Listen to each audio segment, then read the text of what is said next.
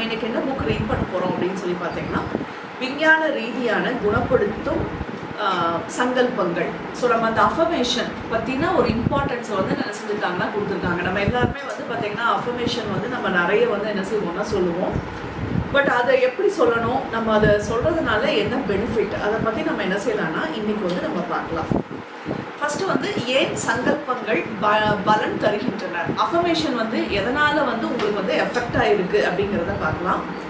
மனிதனின் வார்த்தை என்பது அவனுள் உள்ள பரம்பொருள் ஆகும். ஸோ நம்ம பேசக்கூடிய ஒவ்வொரு வார்த்தையும் அவர் எப்படி சொல்கிறாருன்னு பார்த்தீங்கன்னா, நம்மளுக்குள்ளே இருக்கக்கூடிய ஒரு பரம்பொருளை வந்து என்ன செய்யுதுன்னா குறிக்குது. உச்சரிக்கும் வார்த்தை எண்ணங்களின் அதிர்வுகளினால் விளையும் ஒளிகளே. ஸோ நம்ம இப்போ ஒரு வார்த்தையை வந்து நம்ம இப்போ வந்து உச்சரிக்கிறோம்னு வச்சுக்கோங்களேன். ஸோ அந்த வார்த்தை வந்து அது சம்மந்தமான ஒரு எண்ணத்தை வந்து என்ன செய்யுதுன்னா நம்மளுக்கு கொடுக்குது. அது சம்மந்தமான ஒரு அதிர்வை வந்து என்ன செய்யுதுன்னா உருவாக்குது அப்படின்னு சொல்லி என்ன செய்கிறாங்கன்னா சொல்கிறாங்க. இப்போ நம்ம வந்து ஒரு வார்த்தைக்கு வந்து நம்ம கிருஷ்ணா அப்படின்னு சொல்கிறோம், இல்லை ஜீசஸ் அப்படின்னு சொல்லிட்டு நம்ம என்ன செய்கிறோம்னா லார்ட் கிருஷ்ணாவையோ லார்ட் ஜீசஸையோ நம்ம சொல்கிறோம்னு வச்சுக்கோங்களேன். அப்போ அந்த வார்த்தை சொல்லும் போது அதுலேருந்து நம்மளுக்கு என்ன வருதுன்னு பார்த்தீங்கன்னா ஒரு எண்ணம் வந்து நம்மளுக்குள்ள என்ன செய்யுதுன்னா உருவாகுது. அப்போ நம்மளுக்குள்ள என்ன மாதிரியான ஒரு எண்ணம் உருவாகும் அப்படின்னு சொல்லி பார்த்தீங்கன்னா பக்தி வந்து என்ன செய்யும்னா உருவாகும். அப்போ அந்த எண்ணத்துக்கு அந்த விஷயத்துக்கு அந்த எண்ணம் உருவாகுது. அப்போ நம்ம அந்த கிருஷ்ணரை பற்றி நினைக்கிறோம். அப்போ அந்த பக்திக்கு உண்டான ஒரு அதிர்வலை வந்து நம்மளை சுற்றி என்ன செய்யுதுன்னா அப்படியே வந்து ஸ்ப்ரெட் ஆகுது. ஸோ அதை தான் இங்கே என்ன செய்கிறாங்கன்னா சொல்கிறாங்க. எண்ணங்கள் என்பவை அகந்தை அல்லது ஆன்மாவிலிருந்து வெளிப்படும் அதிர்வுகள் ஆகும். ஸோ இந்த எண்ணம் வந்து ரெண்டு இடத்துல இருந்து நம்மளுக்கு வந்து என்ன செய்யுதுன்னா வருது. ஒன்று வந்து பார்த்தீங்கன்னா நம்மளுக்கு அகந்தை ஈகோலேருந்து என்ன செய்யுதுன்னா வருது. ரெண்டாவது விஷயம் வந்து பார்த்தீங்கன்னா ஆன்மாவிலிருந்து என்ன செய்யுதுன்னா வருது. ஸோ ரெண்டு விஷயமா என்ன செய்யுதுன்னா வருது, வெளிப்படும் அதிர்வுகளாக என்ன செய்யுதுன்னா இருக்கு. நீங்கள் உச்சரிக்கும் ஒவ்வொரு வார்த்தையும் ஆன்மா அதிர்வுடன் சக்தி வாய்ந்ததாக இருக்க வேண்டும். அப்போ நம்மளை வந்து என்ன மாதிரி நம்மளை வந்து பேச சொல்கிறாங்க அப்படின்னு சொல்லி பார்த்தோம் அப்படின்னா, ஆன்மாவிலிருந்து வரக்கூடிய வேர்ட்ஸாக என்ன செய்யணும்னா இருக்கணுங்கிறாங்க. ஈகோலேருந்து இருக்காதீங்க அப்படிங்கிறத குறிப்பிடுறாங்க. இருக்க வேண்டும். ஆன்மீக சக்தியால் அவற்றை நிரப்ப தவறினால் வார்த்தைகள் உயிரற்றவை. நம்ம வந்து நம்ம சொல்லக்கூடிய வார்த்தைகளுக்கு வந்து பார்த்தீங்கன்னா அந்த ஆன்மாவிலிருந்து வந்தது அப்படின்னா அது வந்து பெஸ்ட்டு. அது இல்லாமல் இருந்தது அப்படின்னா அந்த வார்த்தைகளுக்கு வந்து ஒரு எனர்ஜியாக என்ன செய்யாதுன்னா இருக்காது அப்படிங்கிறாங்க. உயிரற்றவை. ஒரு மனிதனின் வாயாடித்தனம், மிகைப்படுத்துதல் அல்லது கபட பேச்சு ஆகியவை ஒரு பொம்மை துப்பாக்கியிலிருந்து சுடப்படும் 8 குண்டுகள் போல உங்கள் சொற்களை பயனற்றதாக ஆக்குகிறீர்கள். ஸோ நம்ம சும்மா தேவையில்லாமல் ஒரு வார்த்தை பேசிட்டு சும்மா அட்டை அடிச்சுட்டு அதுக்கப்புறம் கண்டமானிக்கு வாயாடித்தனமாக எதிர்த்து பேசி அந்த மாதிரிலாம் பேசுறது வந்து எதோடு அவர் ஒப்பிடுறாரு அப்படின்னு சொல்லி பார்த்தீங்கன்னா, பொம்மை துப்பாக்கியிலிருந்து வரக்கூடிய சும்மா ஒரு பவரே இல்லாத ஒரு குழந்தைங்கள்லாம் விளையாடுவாங்கள்ல, சும்மா டிஷும்னு அப்படியே ஷூட் பண்ணி விளையாடுவாங்கள்ல. ஸோ அந்த மாதிரியான நம்மளுடைய வார்த்தைகளுக்கு ஒரு சக்தியே என்ன செய்யலைன்னா இல்லாமல் வரக்கூடிய ஒரு விஷயம் அப்படின்னு சொல்லி கொடுத்துருக்காரு. பயனற்றதாக ஆகின்றனர். சுற்றுவாழைத்தனமான பேச்சு அல்லது துல்லியமான நபர்களின் பேச்சு மற்றும் நன்மை பயமிக்கும் மாற்றங்களை உருவாக்க வாய்ப்பில்லை. அப்போ வந்து பார்த்தீங்கன்னா துல்லியமே இல்லாத ஒரு பேச்சு, அசட்டுத்தனமான பேச்சு, இது எதுவுமே வந்து பார்த்தீங்கன்னா ஒரு மாற்றத்தை வந்து நம்மளுக்குள்ள என்ன செய்யாதுன்னா ஏற்படுத்தாது அப்படிங்கிறத அவர் குறிப்பிடுறாரு. அப்போ வார்த்தைகளுக்கு நிறைய சக்தி இருக்குது அப்படிங்கிறதான் இதில் வந்து என்ன செய்கிறாங்கன்னா கொடுக்குறாங்க. இப்போ நம்ம வந்து ஒரு அஃபர்மேஷன் எல்லாம் நம்ம டெய்லி எழுதுறோம்னு வச்சுக்கோங்க. அஃபர்மேஷன் பார்த்தீங்கன்னா நிறைய பேர் ஹெல்த்துக்காண்டி எழுதுவாங்க. I am healthy, I am happy, அந்த மாதிரிலாம் நிறைய அஃபர்மேஷன் எழுதுவாங்க. அந்த மாதிரி எழுதுறவங்க வேர்டிங்ஸையும் என்ன செய்யணும்னா கவனம் வைக்கணும் அப்படிங்கிறதுக்கு தான் அவர் இவ்வளோ தூரம் என்ன செய்கிறாருன்னா சொல்கிறாரு. மனிதனின் வார்த்தைகள் உண்மையை மட்டுமல்லாமல் அவனுடைய திட்டவட்டமான புரிதலையும் உணர்த்தலையும் குறித்து காட்ட வேண்டும். ஆன்ம சக்தி இல்லாத பேச்சு வெறும் உமிகள் போன்றது. ஸோ அப்போ நம்மளுடைய ஒரு விஷயம், நம்ம பேசக்கூடிய ஒரு விஷயம் வந்து பார்த்தீங்கன்னா புரிதல் தன்மை வந்து நம்மளுக்குள்ள என்ன செய்யணும்னா இருக்கணும் அப்படிங்கிறாங்க. அப்போ அந்த மாதிரி இருக்கணும் அப்படின்னா உன்னுடைய ஆன்மாவிலேருந்து என்ன செய்யணும் பேச பழகிக்கோ அப்படிங்கிறாங்க. அப்படி இல்லை அப்படின்னா அது வெறும் உமிக்கு வந்து என்ன செய்யணும் சமம் அந்த வார்த்தைகள் அப்படிங்கிறத குறிப்பிடுறாரு. மனிதனின் வார்த்தைகளில் உள்ள ஆன்ம சக்தி. இப்போ நம்மளுடைய வார்த்தைகளில் எந்த மாதிரியான ஆன்ம சக்தி இருக்குது அப்படிங்கிறத பார்க்கலாம். நேர்மை, நம்ம கிட்ட என்ன செய்யணும்னா நேர்மை இருக்கணும். திட நம்பிக்கை, விசுவாசம், உள்ளுணர்வு, இந்த 4 விஷயமும் நம்மளுக்குள்ள இருந்தது அப்படின்னா ஆகியவற்றை நிரம்பிய சொற்கள் தீவிரமாக வெடிக்கும் இயல்புடைய அதிர்வு குண்டுகளாக போன்றவை. ஸோ இந்த 4 விஷயம் நம்மளுக்குள்ள இருந்து அது மூலியமா நம்ம பேசும்போது அது அந்த வெடிக்கக்கூடிய அதை எதை சொல்றாங்க அப்படின்னு சொல்லி பார்த்தீங்கன்னா நல்ல ஷார்ப்பா இருக்கும் அந்த வேர்ட்ஸ் ரொம்ப பவர்ஃபுல்லா இருக்கும் அப்படிங்கிறத அவர் சொல்றாரு. அவை வெடிக்கும் போது இன்னல்கள் என்கின்ற பாறை உடைந்து விரும்பிய மாற்றத்தை உருவாக்குகின்றனர். அப்ப அந்த மாதிரியான ஒரு வேர்ட்ஸ்ல சொல்லும் போது நம்மளுக்குள்ள வருஷ கணக்கா வச்சுட்டு இருக்கக்கூடிய அந்த நெகட்டிவான தாட் ஃபார்ம்ஸ் எல்லாமே என்ன செய்யுதுன்னா, அதான் அவர் எப்படி குறிப்பிடுறாருன்னு பார்த்தீங்கன்னா, ஒரு பாறையாட்டம் உறைஞ்சிட்டு இருக்கக்கூடிய எல்லா நெகட்டிவான தாட் ஃபார்ம்ஸ் எல்லாமே அப்படியே பிரேக் ஆகி ஒரு அற்புதமான ஒரு சேஞ்சஸ் என்ன செய்யும்னா ஏற்படுத்தும். அப்ப நம்ம இதெல்லாம் யார்கிட்ட பார்ப்போம்னு பார்த்தீங்கன்னா, தீர்க்கதரிசிகள், நல்ல மகான்கள் கிட்டக்க நம்ம என்ன செய்யறோம்னா போறோம். மகான்கள் 2 லைன் தான் பேசுவாங்க. You are blessed. மாஸ்டர்லாம் சொல்றது ஒரே வேர்ட் தான், யூ ஆர் பிளஸ்ட் அப்படின்னு சொல்லி என்ன செய்யறாங்கன்னா சொல்றாங்க. அப்ப அவங்களுடைய வார்த்தைகள் என்ன செய்யுது அப்படின்னு சொல்லி பார்த்தோம் அப்படின்னா, நம்மளுக்குள்ள இருக்கக்கூடிய அந்த தேவையில்லாத நெகட்டிவான வேர்ட்ஸ் எல்லாத்தையும் அது என்ன செய்யுதுன்னா அப்படியே கம்ப்ளீட்டா உடைச்சு நம்மளுக்குள்ள ஒரு நல்ல ஒரு எனர்ஜியை என்ன செய்யுதுன்னா கிரியேட் பண்ணுது. அப்ப அததான் இங்க என்ன செய்யறாங்கன்னா குறிப்பிடுறாங்க, அவங்களுடைய வேர்டிங்ஸ் எப்படி இருக்கு அப்படிங்கிறதுக்கு. உண்மையாக விரும்பியத்தக்க மாற்றத்தை உருவாக்குகின்றனர். உண்மையாக இருந்தாலும் கூட இனிமையற்ற வார்த்தைகளை பேசுவதை தவிர்க்கவும். அதாவது உண்மையாவே இருந்தாலும் இனிமையே இல்லாத ஒரு வார்த்தையை என்ன செய்யாதீங்கன்னா பேசாதீங்க அப்படிங்கிறாங்க. அதாவது அடுத்தவங்கள ஹர்ட் பண்ற மாதிரி நம்ம என்ன செய்ய வேண்டாம்னா பேச வேண்டாம். சிலர் இது நம்ம மாஸ்டரும் கொடுத்துருப்பாங்க, இதை ஃபாலோ பண்ணுங்க அப்படின்னு சொல்லுவாங்க. சிலர் என்ன செய்வாங்கன்னு பார்த்தீங்கன்னா, என் மனசுல இது ஒளிவு மறைவே கிடையாது, நான் எல்லாத்தையும் நான் என்ன செய்வேன்னா அப்படியே உண்மையை அப்படியே என்ன செய்வேன்னா அவங்க முகத்துக்கு நேராக சொல்லிடுவேன் அப்படின்னு சொல்லிட்டு ரொம்ப ஹர்ட் பண்ற மாதிரி என்ன செய்வாங்கன்னா பேசுவாங்க. நீ பண்ணது இது சரியில்லை, அது சரியில்லை, அந்த மாதிரிலாம் ரொம்ப ஹர்ட்டிங்கா இருக்கும். அந்த மாதிரி என்ன செய்யாதன்னா பேசாத அப்படின்னு சொல்லி சொல்றாங்க. அது நிஜமா இருந்தா கூட ரொம்ப ஹார்ஷா பேசி ஒருத்தவங்களை காயப்படுத்த வேண்டாம் அப்படிங்கறத என்ன செய்யறாங்கன்னா சொல்றாங்க. நேர்மையான சொற்கள் அல்லது சங்கல்பங்களை புரிதலுடன் உணர்வுடனும். அப்ப நேர்மையான சொற்களை நம்ம ஒரு சங்கல்பம்னா என்ன, ஒரு நேர்மையான ஒரு சொற்களை நம்ம என்ன செய்யறோம்னா சொல்றோம். சங்கல்பங்களை எப்படி சொல்லணும் அப்படிங்கிறாங்கன்னா, நம்ம நீங்க ஏதாவது ஒரு அஃபர்மேஷன் நீங்க சொல்றீங்க அப்படின்னா அதை ஃபர்ஸ்ட் என்ன செய்யுங்கன்னா புரிஞ்சுக்கோங்க. அடுத்தாப்புல உணர்ச்சியுடன் அதை நல்ல அந்த எமோஷனோட என்ன செய்யுங்கன்னா கனெக்ட் பண்ணிக்கோங்க. ஐ ஆம் ஹாப்பி, ஐ ஆம் ஹெல்த்தி அப்படின்னா சும்மா வார்த்தையால ஐ ஆம் ஹாப்பி அப்படிங்கிறத விட அதை உணர்தலோட ஐ ஆம் ஹாப்பி அப்படிங்கும் போதே அந்த ஹாப்பினஸை நினைச்சு என்ன செய்ய சொல்றாங்கன்னா சொல்றாங்க. உணர்வுகளோட விருப்பத்துடனும் பிளஸ் ரொம்ப இஷ்டத்தோட அதை நம்ம என்ன செய்யணும்னா மீண்டும் மீண்டும் உச்சரிக்கும் போது அவை வியப்பத்தக்க பரிசாக பிரபஞ்ச அதிர்வு சக்தியை உங்கள் இன்னல்களை நீக்க உதவும் ஐயங்கள் எதுவாகினும் துறந்து அவை மகா சக்தியுடன் எல்லையற்ற நம்பிக்கையுடன் முறையிடுங்கள். ஸோ அப்போ அந்த மாதிரி நம்ம பண்ணும்போது அது பிரபஞ்ச சக்தியோட இணைஞ்சு என்ன செய்யுதுன்னா அது ஒர்க் பண்ணுது அப்படிங்கிறாங்க. இல்லையெனில் உங்கள் கவனம் என்னும் அன்பு அதன் இலக்கிலிருந்து திசை திருப்போம். ஸோ இதை நம்ம ஃபோக்கஸோட நம்ம இந்த மாதிரி சொன்னோம் அப்படின்னா அது அழகா பிரபஞ்சத்தோட என்ன செய்யணும்னா போய் ரீச் ஆகும். இல்லைன்னா அது என்ன செஞ்சிடும்னா திசை திரும்பிடும் அப்படிங்கிறாரு.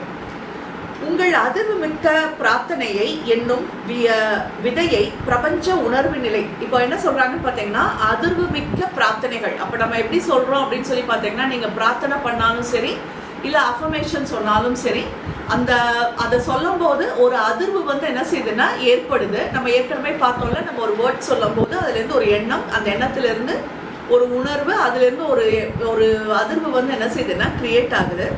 ஸோ அப்போ அது என்ன செய்யுது அப்படின்னு சொல்லி பார்த்தோம்னா, பிரபஞ்சம் அப்படிங்கிற உணர்வு நிலையில என்ற மண்ணில் நீங்கள் விதைத்த பிறகு யூனிவர்ஸ்ல நம்ம என்ன செஞ்சுட்டோம்னா அதை என்ன செஞ்சுட்டோம்னா விதைச்சதுக்கு அப்புறம் திரும்ப திரும்ப நீ என்ன செய்யாதன்னா தோண்டி பார்க்காத அப்படிங்கிறாங்க. நம்ம ஒரு விதையை விதைச்சிட்டு முளைச்சிச்சா அப்படின்னு சொல்லி அப்படி பார்த்தோம்னா அந்த செடி முளைக்காது. அதே மாதிரிதான் நம்ம ஒரு விஷயத்த நம்பிக்கையோட ஒரு அஃபர்மேஷனை நம்ம சொல்லிட்டோம் அப்படின்னா, ஒரு பிரார்த்தனையை கடவுள்கிட்ட வச்சுட்டோம் அப்படின்னா திரும்ப திரும்ப இது நடக்குமான்னு சொல்லி சந்தேகப்பட்டுட்டு என்ன செய்யாதுன்னா இருக்காது. இருந்தேன்னா அது வந்து என்ன செய்யாதுன்னா நடக்காது அப்படிங்கிறத சொல்றாரு.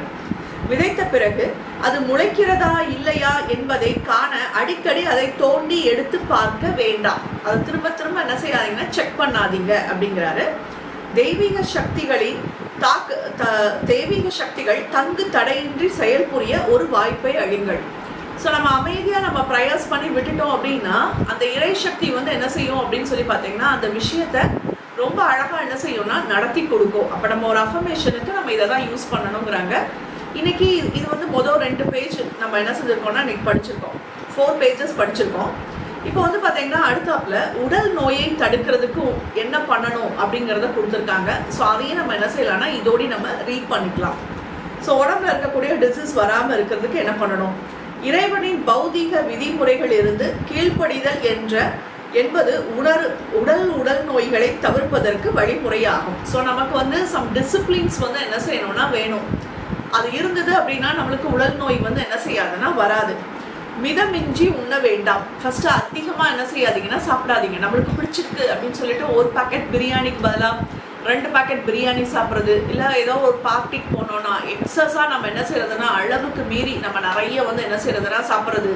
ஸ்வீட் ஒன்று சாப்பிட்ற வேண்டிய இடத்துல நிறைய எடுக்கிறது, நிறைய ஸ்நாக்ஸு, அதெல்லாம் நம்ம என்ன செய்யறதுன்னா மிதமிஞ்சிய உணவு அதை வந்து என்ன செய்யாதீங்கன்னா எடுக்காதீங்க அப்படிங்கிறாரு. பேராசை மற்றும் சரியான உணவு பழக்கங்கள். பேராசை, ஃபுட்டு மேலே பயங்கர ஆசை, அதில் இஷ்டத்துக்கு நம்ம என்ன செய்யறதுன்னா எடுக்கிறது. ப்ளஸ் வந்து பார்த்தீங்கன்னா சரியான உணவு பழக்கங்கள், கரெக்டு வேளையில் கரெக்டாக சாப்பிட்ணும். நம்ம வந்து டேஸ்ட் நல்லா இருக்குன்னு சொல்லி எக்ஸ்ட்ராவாக சாப்பிட்றது, இல்லை வேலையை வந்து என்ன செய்யறதுன்னா இன்க்ரீஸ் பண்ணுறது, இதெல்லாமே வந்து பார்த்தீங்கன்னா பற்றிய அறியாமை ஆகியவற்றின் விளைவாக பெரும்பாலானவர்கள் இறக்கிறார்கள். ஸோ இது சம்மந்தமாக அவங்களுக்கு வந்து என்ன இல்லைன்னு பார்த்தீங்கன்னா ஒரு நாலேஜ் இல்லை. ஸோ இஷ்டத்துக்கு நம்ம சாப்பிட்லாம் அப்படின்னு நினச்சி சாப்பிட்றதுனால தான் அவங்களுக்கு பெரிய பெரிய டிசீஸ் வருது அப்படிங்கிறத கொடுத்துருக்காரு. இறைவன் சுகாதார விதிமுறைகளுக்கு கீழ்ப்படியுங்கள். அப்போது நம்ம வந்து சுகாதாரம் ஹெல்த் அந்த கிளீன்னஸ்க்கு வந்து நம்ம என்ன செய்யணும்னா நம்ம வந்து கீழ்ப்படியணும். மனதின் தூய்மையாக வைத்திருப்பது உடல் சுகாதாரத்தை விட உயர்ந்தது. ஸோ நம்ம உடம்ப கிளீனாக வச்சுருக்கிறத விட மைண்டை கிளீனாக வச்சுக்கிறது ரொம்ப ரொம்ப முக்கியமான ஒரு விஷயம். ஆனால் உடல் சுகாதாரமும் முக்கியமானவை. ஆனால் உடலை கிளீனாக வச்சுருக்கிறதும் ரொம்ப ரொம்ப முக்கியமான ஒரு விஷயம். மற்றும் அதை புறக்கணிக்க கூடாது. அதை கிளீனாக இல்லாமல் நீங்கள் என்ன செய்யாதீங்கன்னா பண்ணாதீங்க. எல்லாவற்றையும் உங்கள் வழக்கமான பழக்கங்களிலிருந்து சற்று விலக்கினாலும், இது ஒருவேளை நீங்கள் தப்பாக சில பழக்க வழக்கங்கள் அதெல்லாம் தப்பாக நீங்கள் பண்ணினாலும் உங்கள் நிலைக்குலைய செய்யும் கடுமையான விதிமுறைகளின்படி வாழ வேண்டாம். அதுக்காண்டி ரொம்ப கஷ்டப்பட்டு இதை நீங்கள் வந்து என்ன செய்ய வேண்டாம்னா ஃபாலோ பண்ண வேண்டாம். கொஞ்சம் கொஞ்சமாக இந்த விஷயத்தெல்லாம் என்ன செய்யுங்கன்னா பயிற்சிக்குள்ளே கொண்டு வாங்க அப்படிங்கிறாங்க. உடல் சக்தியின் பாதுகாப்பு பற்றிய ஞானத்தினாலும் மற்றும் யோகா சச்சங்கம் உடல் பயிற்சியில் உடலுக்கு வற்றாத அளவில்லாத உயிரோட்டத்தை வழங்குவதன் மூலம் உடலில் ஏற்படும் சிதைவுகளை தடுக்கலாம். கண்டிப்பாக எக்ஸசைஸ் பண்ணணும் அப்படின்னு சொல்லி என்ன செய்கிறாங்கன்னா சொல்கிறாங்க. எக்ஸசைஸ் நிறைய பேர் அதில் வந்து நம்ம என்ன செய்கிறோம்னா ரொம்ப லேசியாக இருக்கும். எக்ஸசைஸ் பண்ணும்போது தான் நம்ம உடம்புக்கு வந்து நம்ம என்ன செய்கிறோம்னா பழையபடி நம்ம வந்து உயிர் சக்தியை வந்து நம்ம என்ன செய்கிறோம்னா ஊட்டுறோம் அப்படிங்கிறத என்ன செய்கிறாங்கன்னா சொல்கிறாங்க. இது வந்து யோகானந்தருடைய ஸ்கூல்ஸ்லேயும் எக்ஸசைஸ் வந்து கொடுத்துருக்காங்க. நம்மளுடைய ஸ்கூல்ஸ்லேயும் வந்து பார்த்தீங்கன்னா நீங்கள் வந்து யூடியூப்பில் போய் நீங்கள் ஜஸ்ட்டு வந்து அராட்டிக் யோகா எக்ஸசைஸ் அப்படின்னு சொல்லி போட்டிங்கனாலே அந்த எக்ஸசைஸ்க்கு உண்டான வீடியோ வந்து என்ன செய்யும்னா வரும். அந்த எக்ஸசைஸ் சிம்பிளான எக்ஸசைஸாக தான் இருக்கும். பட் அது பண்ணும்போது என்ன ஆகும் அப்படின்னு சொல்லி பார்த்தீங்கன்னா லைனாக கொடுத்துருப்பாங்க. அந்த ஆர்டரை வந்து எதுவுமே என்ன செய்யாதீங்கன்னா சேஞ்ச் பண்ணாதீங்கன்னு சொல்லியிருப்பாங்க. நம்மளுடைய ஆறாவில் வந்து பார்த்தீங்கன்னா நிறைய யூஸ்டப் பிராணா டிசீஸ் எனர்ஜி நிறைய இருக்கும். அப்போ நம்ம எக்ஸசைஸ் பண்ணும்போது தான் அந்த டிசீஸ் எனர்ஜி எல்லாமே என்ன செய்யும்னா நம்மளுடைய ஆறா விட்டு க்ளீன் ஆகும். அப்போ அந்த லைன் பிரகாரம் நம்மளை வந்து என்ன செய்ய சொல்லியிருப்பாங்கன்னா அப்படியே பண்ண சொல்லியிருப்பாங்க. நம்ம பண்ணணும் அப்படின்னா ஹெல்த்தியாக நம்ம என்ன செய்வோம்னா இருப்போம். ரொம்ப சிம்பிளான எக்ஸசைஸ், அது பண்ணுறதுக்கு நிறைய டைமே எடுக்காது. ஒரு செட் எக்ஸசைஸ்க்கு வந்து பார்த்தீங்கன்னா ஒரு 2 நிமிஷம் வேணால் என்ன செய்யணும்னா எடுக்கும். 2 to 3 நிமிஷம் தான் எடுக்கும். ஸோ அதை வந்து என்ன செய்யுங்கன்னா மஸ்ட்டு வந்து பண்ணுங்க அப்படிங்கிறத என்ன செய்கிறாருன்னா சொல்கிறாரு. அடுத்தாப்புல சரியான உணவு முறையின் மூலம் இரத்த நாணங்களின் கடுமையாக்குவதை தடுக்கவும். அப்போ கரெக்டான ஃபுட் ஐட்டம்ஸ் நம்ம சாப்பிட்டா மட்டும்தான் இரத்த நாணங்களில் வந்து அந்த கடுமையான தன்மை வந்து என்ன செய்யாதுன்னா இருக்காது. இதயத்துக்கு அளவு மீறி பனிச்சுவையிலிருந்து காப்பாற்றவும் காப்பாற்றுங்கள். அப்போ ஹார்ட்டுக்கு வந்து நிறைய வந்து ஸ்ட்ரெஸ் வந்து என்ன செய்யாதீங்கன்னா கொடுக்காதீங்க. ஓவர் ஒர்க் லோடு வந்து என்ன செய்யாதீங்கன்னா கொடுக்காதீங்க. அந்த ரிலாக்ஸ்டாக வந்து என்ன செய்யுங்கன்னா வச்சுக்கோங்க. பயமும் கோபமும் அதை அளவுக்கு அதிகமாக இயங்க வைக்கின்றன. அப்போ நிறைய பயம் கோபம் இருந்தது அப்படின்னா ஃபர்ஸ்ட் வந்து என்ன செய்யுங்கன்னா மன்னிப்பு பிரார்த்தனை, பிராணிக் ஹீலிங்கில் நிறைய சொல்லி கொடுத்துருப்பாங்கல்ல, அதை ஃபாலோ பண்ணி அந்த ஆங்கர் எனர்ஜியை ஃபுல்லாத்தையும் என்ன செய்யுங்கன்னா ரிலீஸ் பண்ணுங்க. இப்போ பயம் இருக்குது அப்படின்னா நம்மளுக்குள்ள ஏதாவது ஒரு குற்ற உணர்வு அது மாதிரிலாம் ஏதாவது இருக்குன்னா அது எல்லாத்தையும் என்ன செய்யணும்னா ரிலீஸ் பண்ணிவிட்டு அதுக்கு வந்து நல்ல ஒரு தைரியம் தன்னம்பிக்கையை நம்ம என்ன செய்யணும்னா வளர்த்துக்கிறது பெஸ்ட்டு. ஸோ அப்போ அதை அளவுக்கு அதிகமாக இயங்க வைக்கும்.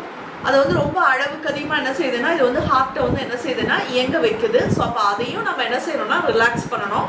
அதை எப்படி ரிலாக்ஸ் ஆகும் அப்படின்னு சொல்லி பார்த்தீங்கன்னா மெடிடேஷன் மூலமாக என்ன செய்யணும்னா நல்லா ரிலாக்ஸ் ஆகும். நம்மளுடைய பிராணிக் ஹீலிங்கில் ட்வின் ஹார்ட் மெடிடேஷனில் நம்ம என்ன செய்வோம்னா ஹார்ட்டை வந்து என்ன செய்வோம்னா நல்லா வந்து இயக்குவோம். அப்போ ஹார்ட்டை நல்லா இயக்கும் போது ஆட்டோமேட்டிக்காக வந்து உங்களுக்கு நல்லாவே என்ன செய்யும்னா தைமஸ் சுரப்பி அது எல்லாமே என்ன செய்யும்னா நல்லா சுரக்க ஆரம்பிக்கும். அப்போ மெடிடேஷன் வந்து மஸ்ட் வேணும் அப்படிங்கிறத அவங்க என்ன செய்கிறாங்கன்னா சொல்கிறாங்க.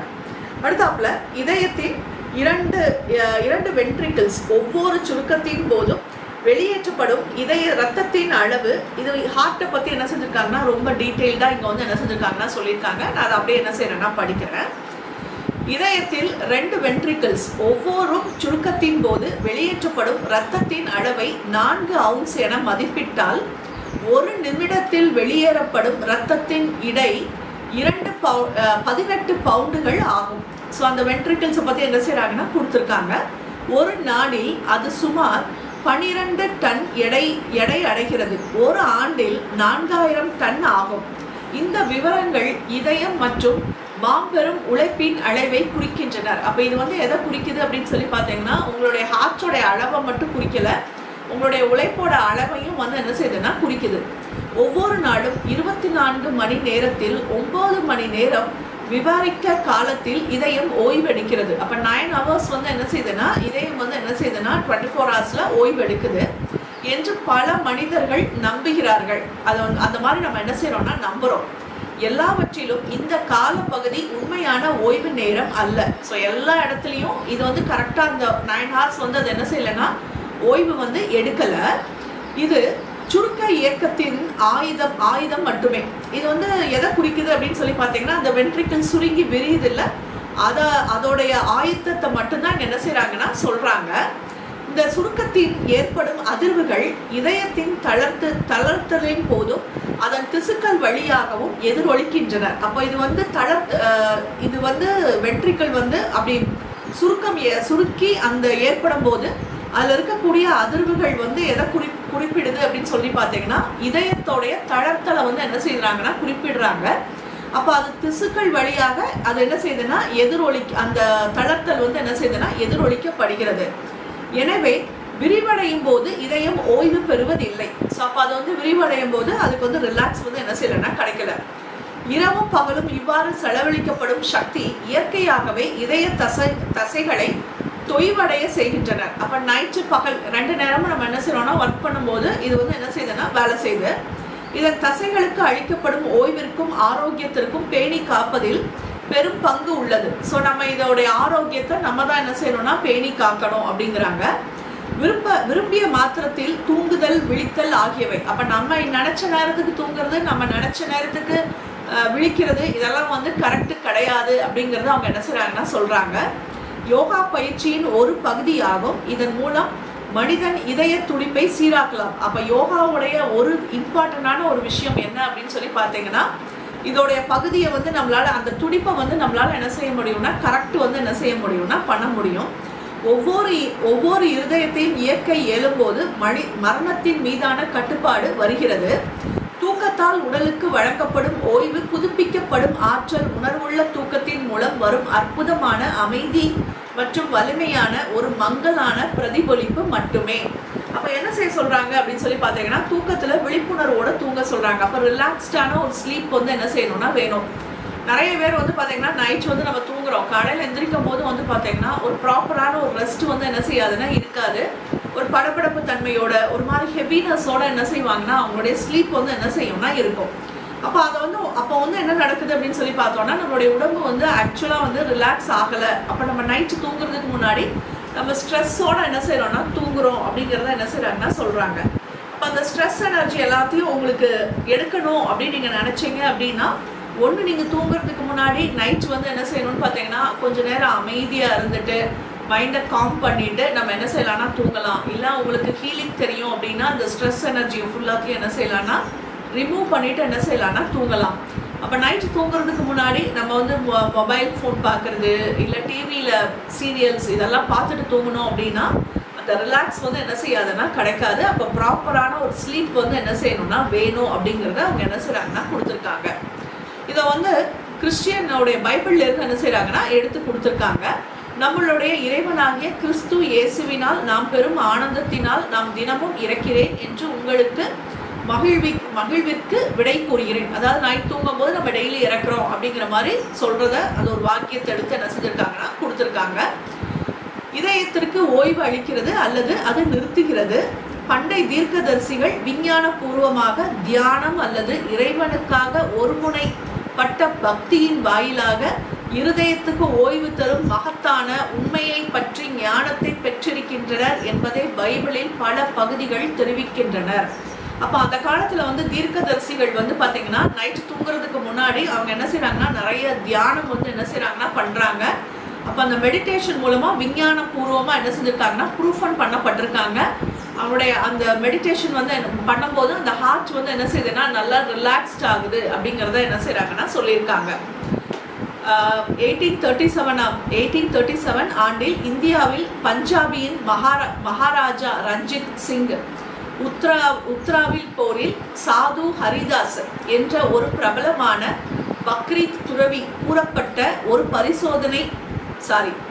துறவி கட்டுப்படுத்தப்பட்ட ஒரு பரிசோதனை ஆய்வில் பூமியின் கீழ் புதைக்கப்பட்டார். ஸோ இந்த யோகி வந்து என்ன செஞ்சிருக்காரு அப்படின்னு சொல்லி பார்த்தோம் அப்படின்னா, அவர் வந்து ஒரு பரிசோதனை வந்து பண்ணி காட்டியிருக்காரு. அவர் பூமி கடியில் என்ன செஞ்சிருக்காருன்னா புதைக்கப்பட்டிருக்காரு. இந்த யோகி 40 நாட்கள் தொடர்ச்சியாக இராணுவ காவலில் ஒரு சுமார் அடைப்புக்குள் புதைக்கப்பட்டார். ஸோ மிலிட்ரி பர்சன்ஸ் எல்லாரும் என்ன செஞ்சிருக்காங்கன்னா அதை சுற்றி காவலில் இருந்திருக்காங்க. அவரை வந்து என்ன செஞ்சிருக்காங்கன்னா ஒரு அடைக்கப்பட்ட ஒரு செவருக்குள்ள அவரை வந்து என்ன செஞ்சிருக்காங்கன்னா நல்லா புதைக்கவும் என்ன செஞ்சுட்டாங்க. அடைப்புக்குள் புதைக்கப்பட்டார். அந்த காலத்தின் முடிவில் தர்பாரில் அரசை பல பிரமுகர்கள் லண்டனில் மற்றும் சுற்று வட்டாரத்தில் உள்ள பல ஆங்கிலேயர்கள் முன்னிலையில் அவர் தோண்டி எடுக்கப்பட்டார். ஸோ அதுக்கப்புறம் வந்து அந்த 40 நாள் கழிச்சு அவர் வந்து என்ன செஞ்சிருக்காங்கன்னா அந்த இடத்த வந்து தோண்டி என்ன செஞ்சிருக்காங்கன்னா எடுத்திருக்காங்க.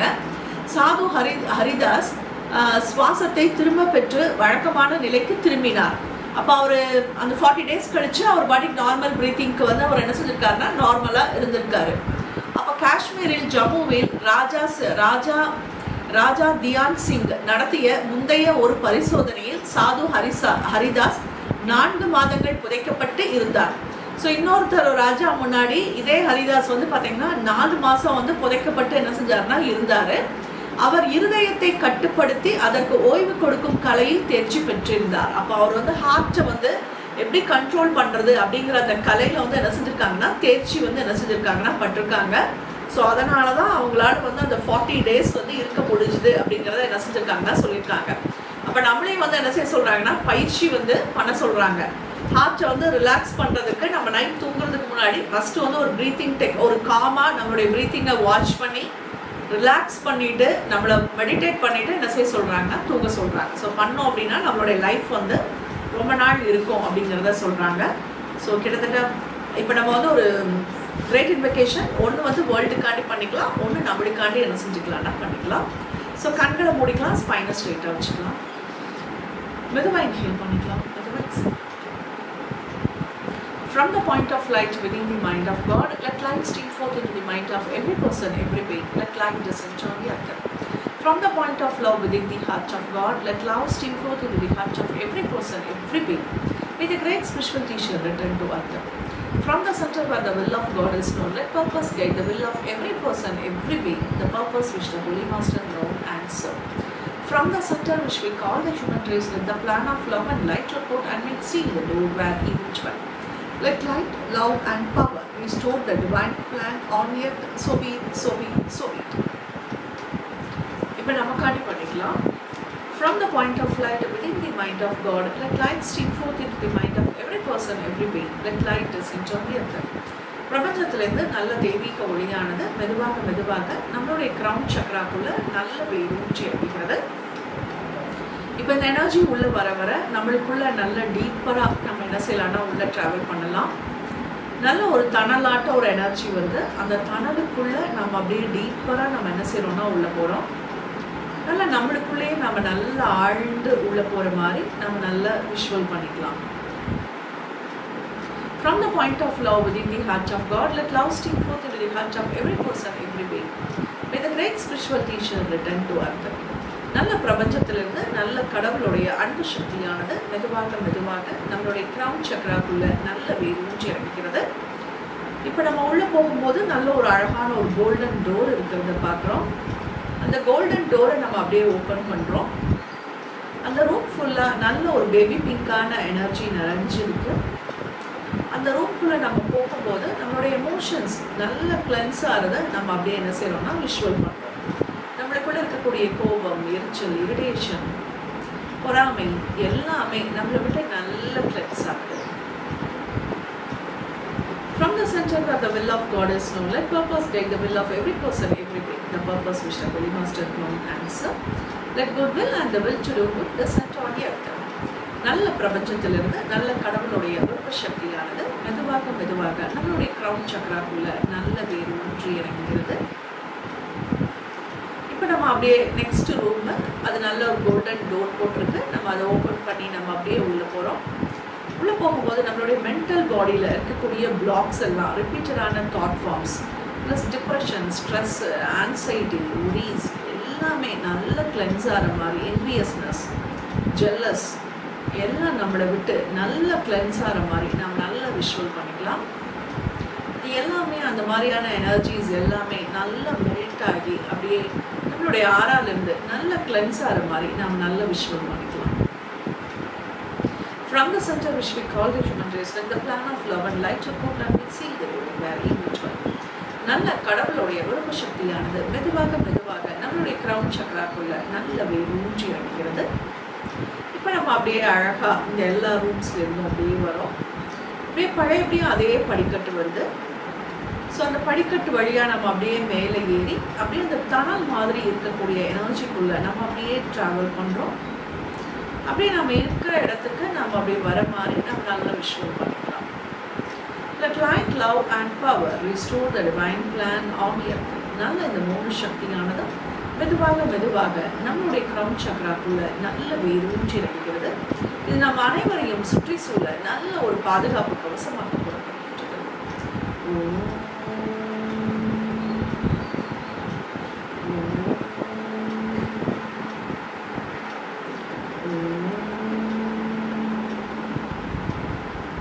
To the Supreme Lord, Divine Father and Mother, thank you for your priceless blessings. To Grandmaster Chokoshi, to Mahavishnu, to all the great ones, Holy Gurus, Holy Masters, Saint, Archangel, Holy Angel and Spiritual Comfort. Thank you for your priceless blessings, for the deeper understanding of the session. Thank you.